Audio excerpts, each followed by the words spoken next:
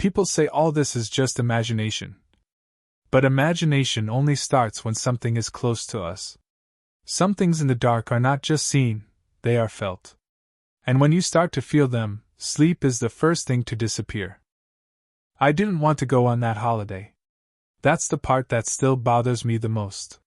When my friends suggested we spend a week away together, away from the city, away from work, away from everything, I hesitated.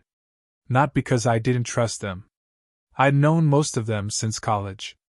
But something about the place they picked made my stomach tighten in a way I couldn't explain. A cabin near a small town in northern Pennsylvania. Forest on all sides. Nearest neighbor almost a mile away. Perfect, they said.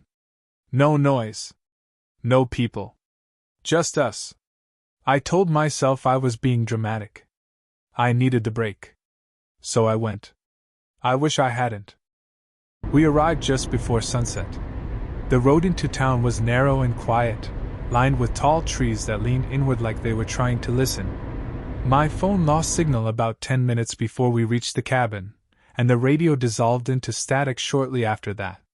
"Welcome to the middle of nowhere," Jake joked from the driver's seat. The cabin itself looked normal enough. 2 floors, dark wood siding, a wraparound porch, and windows that reflected the orange glow of the sinking sun. It felt old, but sturdy. Like it had been standing there for a long time. Too long. The air smelled different out there. Damp. Cold. Heavy. As we unloaded our bags, I noticed something strange. The forest around the cabin was completely silent. No birds. No insects. Just the soft crunch of gravel under our shoes. "Anyone else notice how quiet it is?" I asked. Emily shrugged. "It's the woods. It's supposed to be quiet." But even she glanced toward the trees as she said it. The first night was fine. We cooked, laughed, drank a little, and stayed up later than we planned. By the time I went to bed, I was exhausted enough that I didn't think much about the silence, or the way the trees seemed darker than they should have been.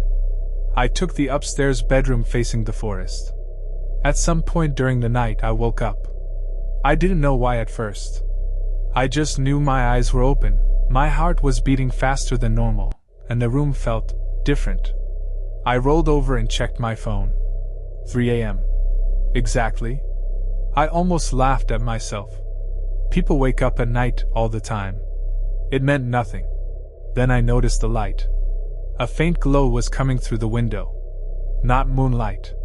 The moon was behind the cabin that night. This light was lower. Closer. I sat up slowly and looked toward the glass. That's when I saw it. Something was standing at the edge of the trees. At first, my brain refused to process it. My eyes tried to turn it into something normal. A tree, a shadow, a trick of the dark. But it wasn't any of those. It was tall. Too tall. And it wasn't moving. I couldn't see details, just a shape darker than the darkness around it. And 2 pale points where its eyes should have been. Staring directly at my window. At me. I held my breath without realizing it.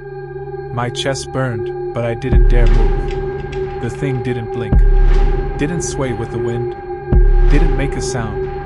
After what felt like forever, I forced myself to look down at my phone again. Still 3 a.m. When I looked back up, the trees were empty. No shape. No eyes. Nothing. I didn't sleep for the rest of the night. The next morning, I told myself it was a dream. I didn't mention it to anyone at breakfast. I didn't want to be the person who ruined the trip with ghost stories. But I kept looking toward the tree line, half expecting to see something standing there in the daylight. I didn't. That night, we stayed up even later. More laughter. More noise. More light. I felt safer with people around. When I finally went to bed, I left the curtains closed and locked the window. Still, I woke up. My eyes snapped open like something had shaken me awake. I already knew the time before I checked. 3 a.m. My stomach dropped. The room felt colder. The air heavier. And even with the curtains closed, I could tell something was wrong. There was a shape pressed against the fabric. Not a clear outline, just a darker patch where the light should have been. I could see the faint impression of height, of form. And then, slowly, the fabric dipped inward, like something was leaning closer. I couldn't move. My body refused. I couldn't even scream. 2 dim points of light appeared through the curtain, exactly where eyes would be. Watching. Waiting. I don't know how long it stayed there. I only know that when the light outside faded and the pressure against the curtain disappeared, I collapsed back onto the bed, shaking. I didn't tell myself it was a dream this time. On the 3rd day, things started going wrong.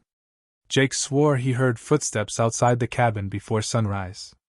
Emily found muddy footprints near the porch that didn't match any of our shoes. Our phones all reset to the wrong time at some point during the afternoon. Every one of them said 2:59 a.m. I finally told them what I'd seen. They laughed at first. Then they saw my face. "That's not funny," Emily said quietly. "Because I've been waking up at the same time." "So have I," Jake added. "Every night." None of us wanted to say it out loud, but we were all thinking the same thing. Something was out there. That night, we decided to stay together in the living room. Lights on. Music playing. No one sleeping alone. When the clock on the wall clicked over to 3 a.m., the music cut out. The lights flickered. And from outside the cabin, we heard it. A slow, deliberate knock. Not on the door. On the wall. 3 taps. Pause. 3 taps again.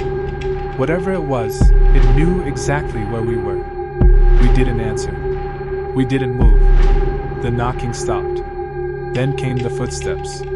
Slow circles around the cabin. Heavy but careful. Like it was taking its time. Learning the shape of the place. The footsteps stopped beneath the window. A shadow passed across the glass. Something tall blocked out the moonlight. And then, right on the other side of the wall, we heard a voice. Not a clear voice. Not words. Just a sound that almost sounded like someone trying to remember how to speak. Emily started crying. That's when the power went out. We didn't pack properly. We didn't clean. We just got in the car and drove until we had signal again. None of us spoke about it on the way home. Weeks passed. Then months. I almost convinced myself it was over. Until last night. I woke up suddenly, heart racing, mouth dry. I reached for my phone without thinking. 3 a.m. Outside my bedroom window, reflected faintly in the glass, I saw 2 pale points of light. Watching. Waiting. And this time I knew. It hadn't stayed at the cabin.